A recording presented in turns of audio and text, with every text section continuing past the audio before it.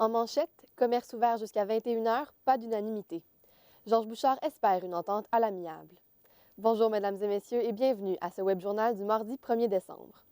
Aujourd'hui est la première journée du changement d'horaire pour les fêtes dans les magasins. Les succursales seront ouvertes tous les jours de la semaine jusqu'à 21 heures. Cet ajustement réduirait l'achalandage des grosses journées dans certains commerces, mais pour d'autres, il pourrait faire perdre des profits. Un reportage d'Ève Beauregard. Pour certains commerçants de la place centre-ville de Jonquière, le changement d'horaire ne procure pas d'avantages. Le propriétaire de la boutique La Shop affirme que cette transition pour les fêtes représente beaucoup. Ça représente des coûts de plus pour les employés puis tout. Puis pas si pour des plus grosses chaînes où ça peut être plus avantageux pour eux, mais pas pour nous, pour l'instant.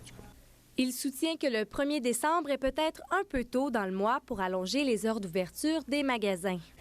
Mettons, on aurait pu ouvrir vers le 15 ça aurait été plus profitable pour nous, je pense.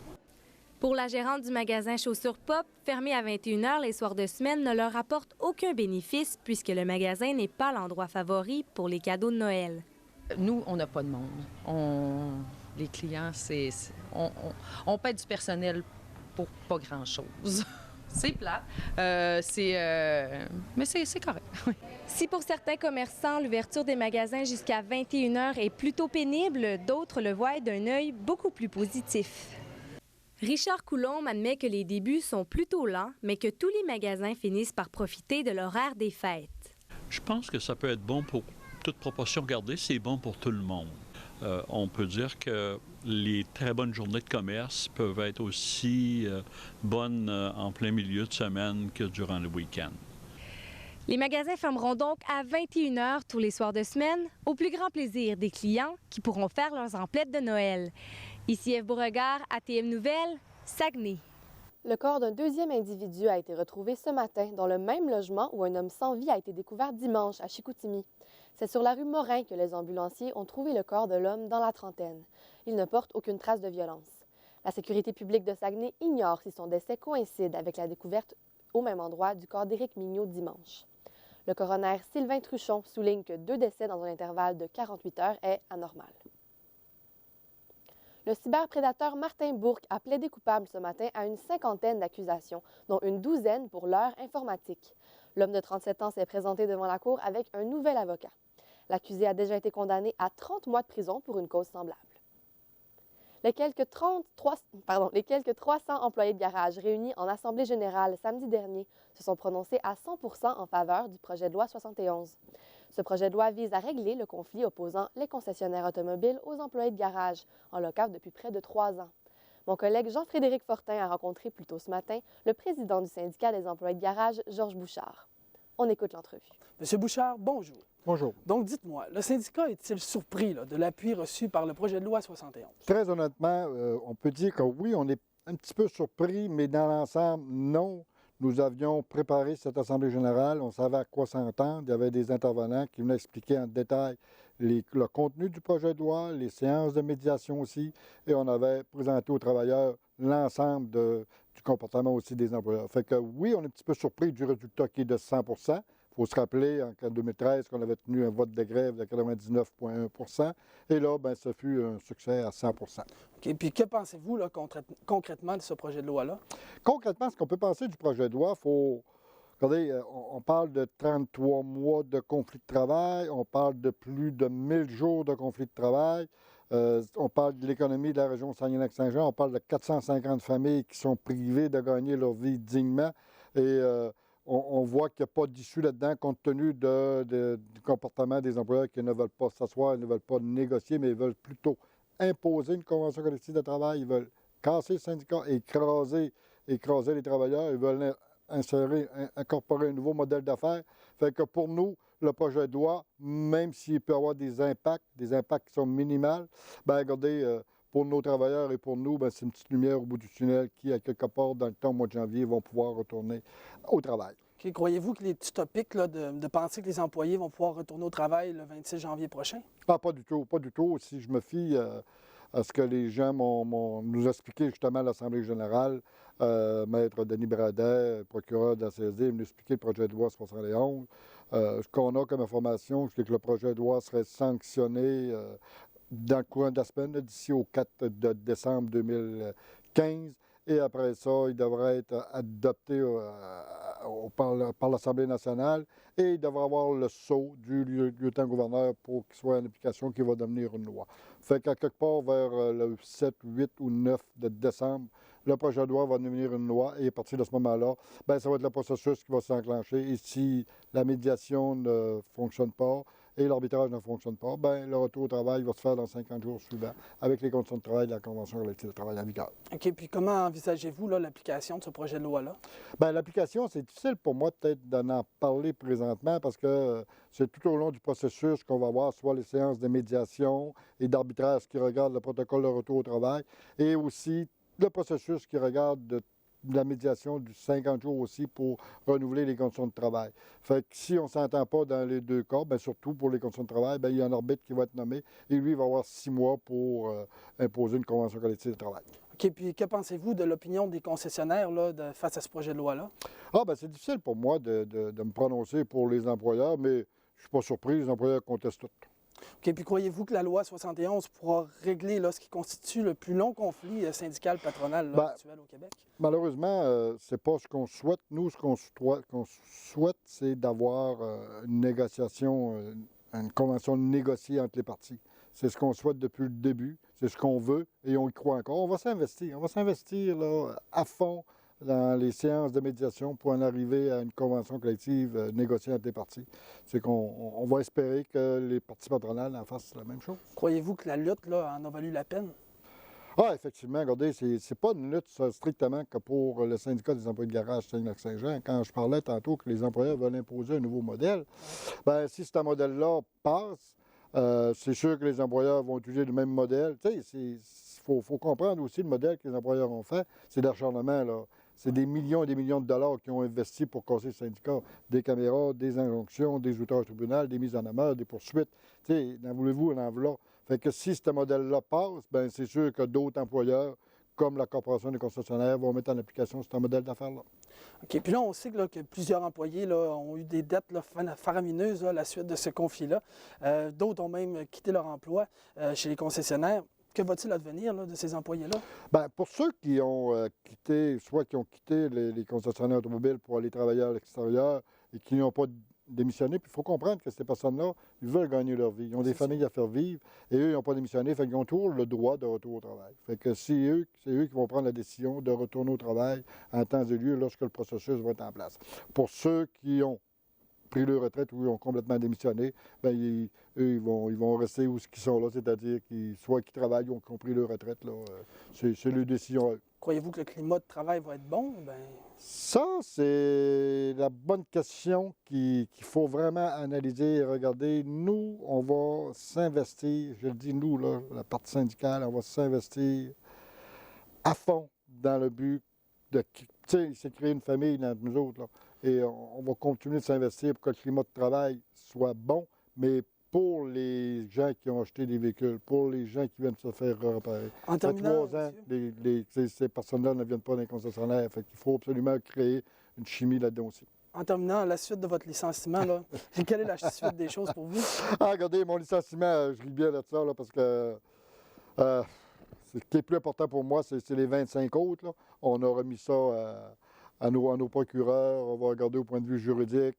Et il ne faut pas oublier non plus que la supplantation, droit de bumping pour ceux que ça peut, qui ont le pouvoir de le faire. Fait que, regardez, moi, mon cas, c'est mon cas, mais moi, ce qui est plus important pour moi, c'est les 25 autres pour travailler là-dedans. Je m'entretenais avec le président du syndicat des employés de garage du Saguenay-Lac-Saint-Jean, Georges Bouchard. Au revoir. La Couronne et la Défense, dans le procès d'Yves Martin, se sont entendus sur la tenue d'une enquête préliminaire du 16 au 20 mai 2016. Yves Martin est accusé de conduite avec facultés affaiblies, ayant causé la mort de Mathieu Perron, Vanessa Vigé qui était enceinte, ainsi que leur fils de 4 ans. Yves Martin sera entendu le 27 janvier en cour d'appel. Sarah Pedneau, pourquoi une enquête préliminaire à ce stade-ci du procès? Eh bien, tout simplement parce que la défense va avoir un accès beaucoup plus rapide aux preuves. L'avocat de la défense, maître Jean-Marc Fradette, a confirmé qu'il avait seulement reçu 10 de la preuve importante à ce jour. Donc, il manque encore vraiment une grosse partie. Et en faisant comme ça une enquête préliminaire, ça va permettre d'avoir accès aux pièces à conviction beaucoup plus rapidement, car la couronne doit remettre les pièces à conviction vraiment avant la tenue de l'enquête préliminaire. Je vous laisse entendre l'avocat de la défense, maître Jean-Marc Fradette. On est 4 mois plus tard, puis on n'a pas la preuve encore. Alors, on nous a promis plein de choses, des boîtes noires, des reconstitutions de l'accident, on nous a promis des reconstitutions en matière de prise de sang et des éléments nouveaux, puis on n'a rien. Comment se fait-il que la preuve ne soit toujours pas déposée? Eh bien, maître Fradette ne comprend pas non plus. Il a discuté avec la procureure de la Couronne, Marie-Josée Hamelin-Gagnon, mais il a reçu toujours aucune date, aucune preuve. En fait, que des promesses que les preuves vont être déposées, mais on ne sait pas quand. Habituellement, les preuves sont déposées la journée même de la comparution, et puis le reste des pièces à conviction viennent dans les semaines qui suivent. Et là, ça fait 4 mois que le procès est commencé, comme je vous ai dit, et qu'ils ont seulement 10 des preuves importantes. Donc, il ne comprend vraiment pas qu'est-ce qui se passe. Je vous laisse encore une fois l'entendre. J'ai hâte de voir pourquoi ça a pris 4 mois. Moi, je pense que dans un dossier où il y a 3 morts d'impliqués, où on a fait, évidemment, où les médias ont couvert ça depuis le début à grandeur du Québec, je suis quand même étonné que la preuve ne nous ait pas encore été remise. L'enquête va-t-elle avoir lieu même si Yves Martin est remis en liberté? Oui, parce que les deux dossiers n'ont vraiment aucun lien entre eux. On fait que Yves Martin soit remis en liberté ou non, l'enquête préliminaire va avoir lieu parce que le dossier de remise en liberté ne va pas influencer l'enquête préliminaire. À quoi sert justement une enquête préliminaire? Eh bien, en fait, c'est bon pour les deux parties, autant la couronne que la défense. Ça permet de tester la qualité de la preuve, voir la qualité des accusations également, et de se faire une idée aussi là, du procès qui va avoir lieu. Donc, les deux parties sont vraiment profitables. Merci beaucoup, Sarah. Je vous en prie. Le caucus national du Parti québécois aura lieu du 19 au 21 janvier à Saguenay, dans l'arrondissement de Jonquière. C'est ce qu'a annoncé hier le député Sylvain Gaudreault lors d'un brunch du parti dans le comté Chicoutimi. Tous les députés péquistes ainsi que leurs chefs prendront part à ce caucus. Cet événement sera tenu alors que le Parti libéral du Québec tente de conquérir la circonscription au terme d'une élection partielle. La générosité des citoyens sera sollicitée plus que jamais jeudi prochain à l'occasion de la 24e édition de la Grande Guignolée des médias. Afin de venir en aide aux plus démunis, les dons seront principalement remis aux 7 soupes populaires de la région. Depuis le début de l'année, 115 familles saguenéennes ont perdu leur maison par défaut de paiement. L'Association des étudiants en adaptation scolaire de l'UQAC a organisé un pique-nique contre l'austérité ce midi. Une trentaine d'étudiants ont dîné au bar UQAC afin de dénoncer les coupes en éducation et de soutenir les enseignants en grève. Le reportage de Sarah Pedneau. Ce n'est pas la première fois que les étudiants en adaptation scolaire à l'Université du Québec à Chicoutimi organisent des moyens de pression. Leur but est de sensibiliser les étudiants de l'UQAC contre l'austérité en occupant des endroits très fréquentés par les autres élèves de tous les programmes. On n'est pas des gens qui veulent faire des grosses actions violentes, de genre on occupe telle place, puis c'est ça. On s'est dit qu'est-ce qu'on aimerait faire, tout le monde a besoin de manger, fait qu'on va faire de quoi pour dîner, puis tant qu'à juste se prendre des tables, on va être originaux puis on va se faire un pique-nique. L'Association étudiante du programme Adaptation scolaire désire que toutes les associations s'unissent afin de protester contre les mesures d'austérité. La participation au pique-nique est toutefois moindre que celle espérée par l'organisatrice. Toutefois, le pique-nique n'était qu'une partie des moyens de pression organisés par les étudiants du programme cette journée-là.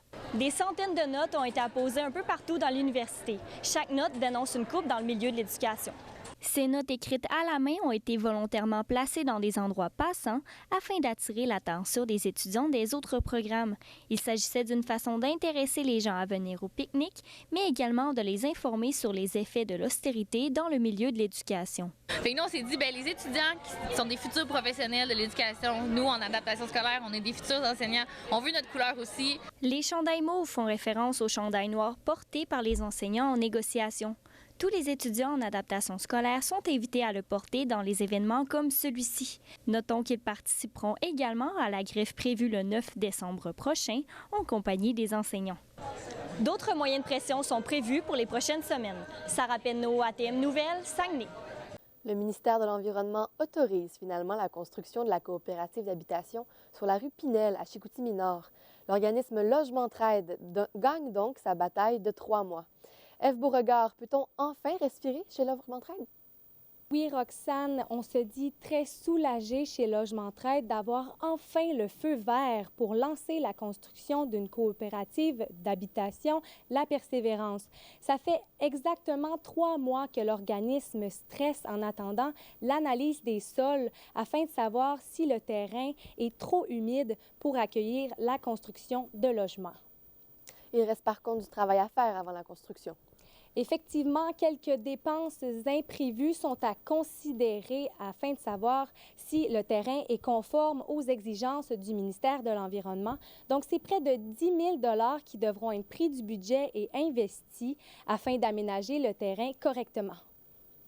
Alors maintenant, j'annonce au premier ministre du Québec, au ministre Saad Hamad et au ministre Pierre Moreau que nos devoirs sont faits, qu'on vient de régler le problème du terrain. Alors, on pourra construire sur la rue Pinel. Maintenant, c'est à votre tour, messieurs, de pouvoir nous donner le reste du montant qui nous manque. Ont-ils les fonds nécessaires pour mener à terme le projet? Donc, comme vous venez d'entendre, Sonia Côté, qui est la coordonnatrice de Logement Trade, a lancé un message au premier ministre. Donc, avant de démarrer le chantier de construction, Logement Trade doit avoir 32 000 $ afin de compenser d'une perte de subvention de 121 000 $ qu'ils n'ont pas eu puisqu'ils n'ont pas réussi à trouver un terrain municipal avant la date butoir du 1er mars.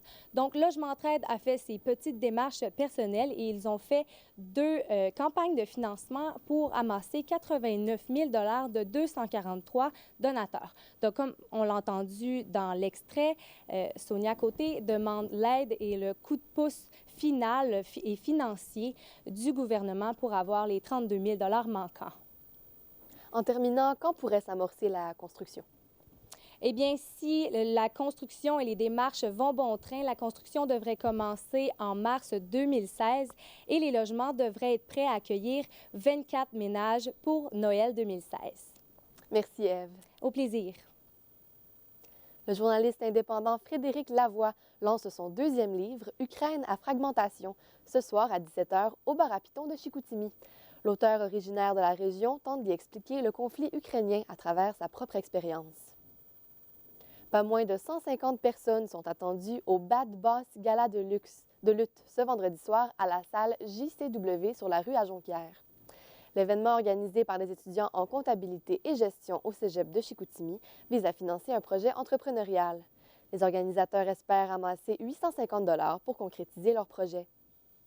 3 éco-stagiaires de Katimavik du Saguenay-Lac-Saint-Jean ont mis sur pied un jardin de fenêtres contenant fines herbes et légumes. Grâce à ce projet, les étudiants du Cégep de Chicoutimi ont accès gratuitement à des produits frais. Les organisateurs souhaitent ainsi verdir l'établissement. Coralie Boisverdoyon raconte. Le projet pilote est né d'un besoin, ou plutôt d'une envie, du groupe Envers au Cégep de Chicoutimi de lancer un projet de jardin de fenêtres. C'est installer des plants, tout simplement, comme ici, on peut le voir, des plants suspendus de fines herbes, de légumes, pour que les jeunes puissent entretenir des plants durant l'hiver. Un guide technique a d'abord été conçu par les stagiaires afin d'en apprendre davantage sur la conception d'un jardin de fenêtres. Ils ont par la suite mis en application leurs connaissances par l'entremise de leurs installations.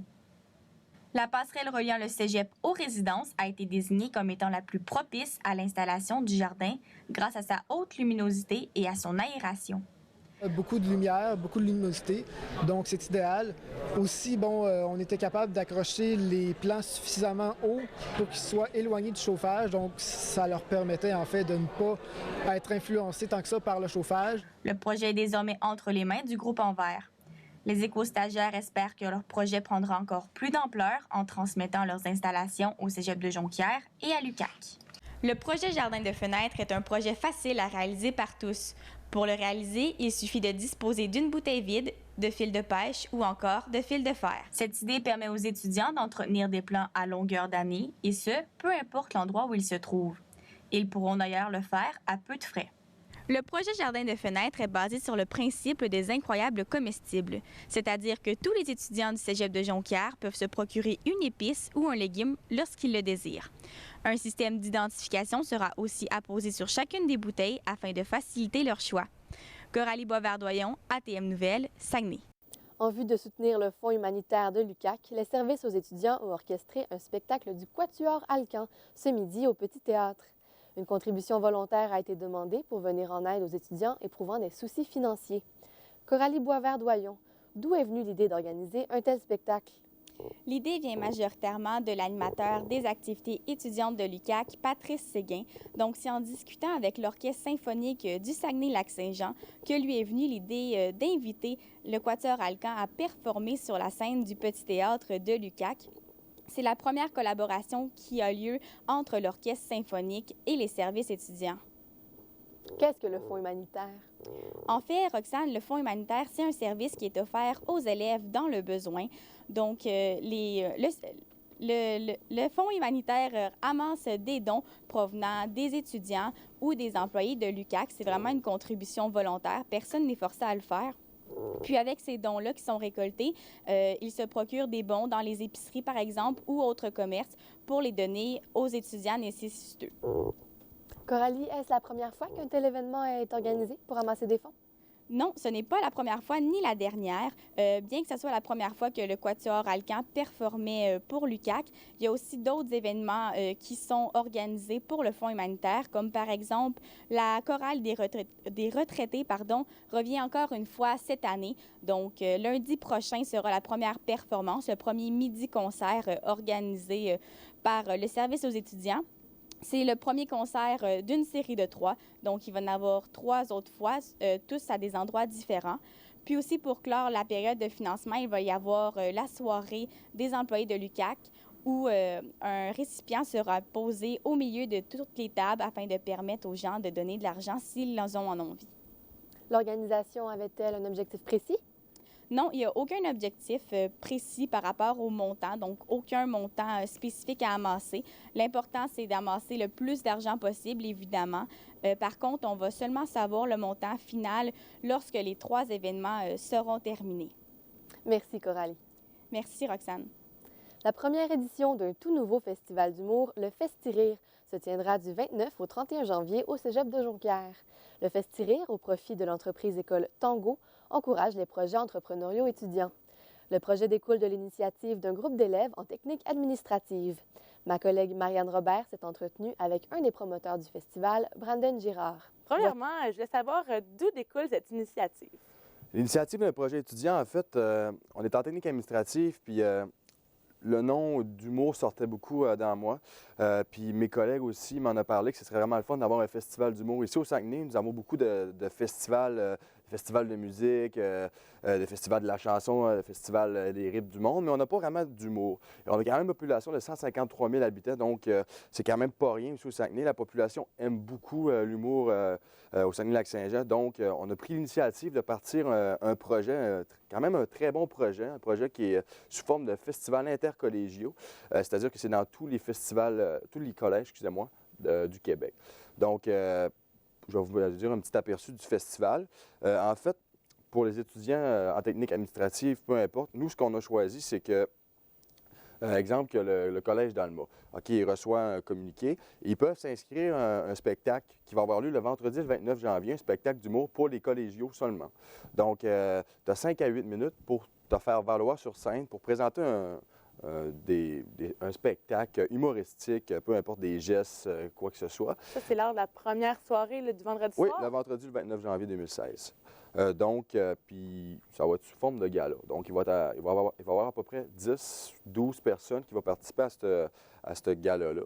Et le gagnant du gala va pouvoir gagner une bourse de 500 $ et va avoir la chance de participer à l'École nationale de Montréal, une journée, un élève de jour à l'École nationale de Montréal. Donc, c'est quand même pas rien.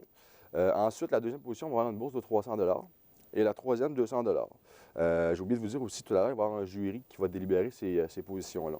Donc, je pense que c'est quand même assez intéressant. La population ici au Saguenay aime ça. Même les collégiaux, j'en ai parlé à quelques personnes, quelques étudiants, et ils adorent le projet. Effectivement, c'est une belle tribune pour les jeunes de la relève, Oui, peut-être, qui veulent se lancer dans l'humour. C'est une belle première expérience pour certains, j'imagine. Oui, effectivement. Puis le reste du festival, le samedi et le dimanche, comment ça va se dérouler? Le samedi, on a booké des humoristes qui vont gager un petit peu les humoristes qui ont participé au show du vendredi soir. Donc, ils vont donner des ateliers humoristiques. Il y a des humoristes qui vont parler un petit peu plus comment dire la blague pour que ça soit drôle sur scène, comment dire des gestes pour que ça soit drôle, etc. Donc, le samedi, c'est ça. Ensuite, le samedi soir, il y a un gros gala avec des humoristes professionnels pour clôturer, si on peut dire ça comme ça, le gala. Les humoristes professionnels, si vous voulez bien que je vous en parle, c'est Patrick Gros. Il va y avoir Pierre Hébert, il va y avoir les Denis Drolet, il va y avoir Mathieu Graton, il va y avoir Max Leblanc, Dave Roy et un invité surprise qui va être parmi nous le 30 janvier prochain ici au Cégep de Jonquière. Puis, c'est qui vous a aidé à en subventionner, en fait, ce festival-là? Oui, en fait, l'entreprise École Tango qui est pour nous ici en technique administrative, c'est-à-dire que c'est une entreprise d'école qui aide les étudiants, les futurs entrepreneurs à se développer au niveau de l'administration, au niveau de l'entrepreneuriat. Donc, c'est cette entreprise-là qui nous a aidés au niveau financier. Mais vous n'êtes pas seul, là. Vous parlez de nous. Qui travaille avec vous? Je me suis bâti un petit comité on est 11 en fait qui travaillent avec nous, 11 personnes qu'on bâtit ça présentement. On travaille fort et on est toujours à la recherche de personnes si des fois il y a du monde qui veulent se joindre à nous. J'ai entendu dire en plus que vous aviez gagné un prix récemment. En quoi ça consiste? Oui, écoute, ça a été une très bonne expérience pour moi. Nous sommes allés au l'ACAE du Québec à Drummondville. Donc, je crois, c'est il y a 2 semaines. On est allés là ensemble, puis on a participé à un concours, c'est-à-dire un concours où il y avait des entrepreneurs qui nous jugeaient, qui avaient des juges, quoi que ce soit. Et on a gagné le meilleur projet étudiant du Québec. Donc, c'est pas rien. Nous sommes très fiers. On a travaillé fort. C'est le résultat de nos efforts, comme on peut dire. Et on a encore beaucoup de travail à faire pour développer ça encore au maximum. Tu as l'affiche avec toi. Est-ce que tu pourrais bien un peu nous expliquer? En fond, ça, c'est la soirée du samedi soir? Oui, ça, c'est la soirée du samedi soir. Les artistes sont là. J'ai oublié de vous dire tout à l'heure que c'est sous forme d'air comédie. Donc, c'est sous forme de partir en voyage avec les humoristes. Donc, vous savez que l'hiver, il fait froid au Québec. Surtout au Saguenay, hein? Effectivement, au Saguenay, on est loin de Montréal, Québec quand même. Donc, il fait quand même assez froid. Donc, on a parti sous ce thème-là. Les humoristes vont dire quelques jokes, quelques blagues sous ce thème-là. Donc, c'est quand même assez intéressant. L'affiche est comme ça. Donc, si vous la voyez dans les différents babillards ici du coin, donc c'est nous, le Festiré. Puis, c'est quoi vos attentes un peu par rapport à la participation? Nos attentes, ça va très bien présentement. On n'a quasiment pas fait de publicité, je vous dirais. Et on a approximativement 250 billets de vendus, donc c'est quand même pas rien. On a la possibilité de 900 places à la salle François Brassard ici au Cégep de Jonquière. Puis c'est votre objectif, remplir la salle au complet? On va remplir... Jusqu'à maintenant, vous avez vendu combien de billets? Oui, comme je vous l'ai dit tout à l'heure, à peu près 250 billets. Près de 250 billets? À peu près, oui, approximativement. Là, c'est la première édition. Pensez-vous qu'il va en avoir une deuxième? Oui, effectivement. Nous, ce qu'on veut faire, on va faire une formule, je ne sais pas si vous connaissez les Juste pour rire, les comédias, des trucs qui roulent bien ailleurs au Québec. On va faire une formule comme ça ici au Saguenay pour que ce soit incontournable ici au Saguenay, non seulement pour les humoristes et pour la population ici aussi au Saguenay-Lac-Saint-Jean.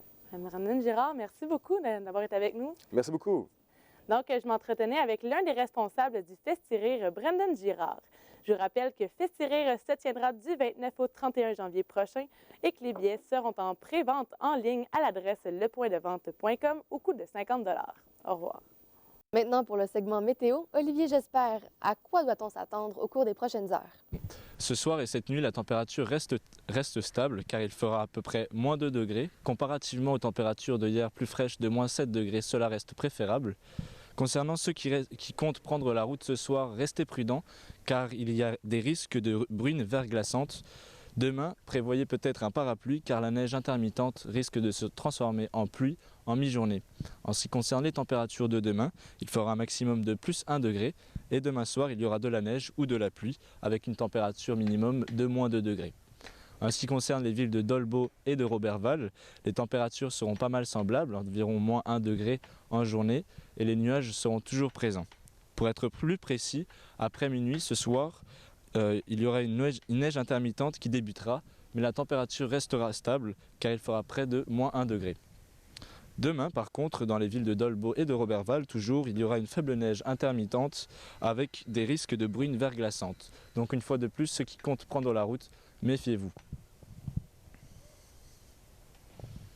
C'est ce qui termine le Web Journal d'aujourd'hui. Au nom de toute l'équipe, merci d'avoir été des nôtres. Au revoir.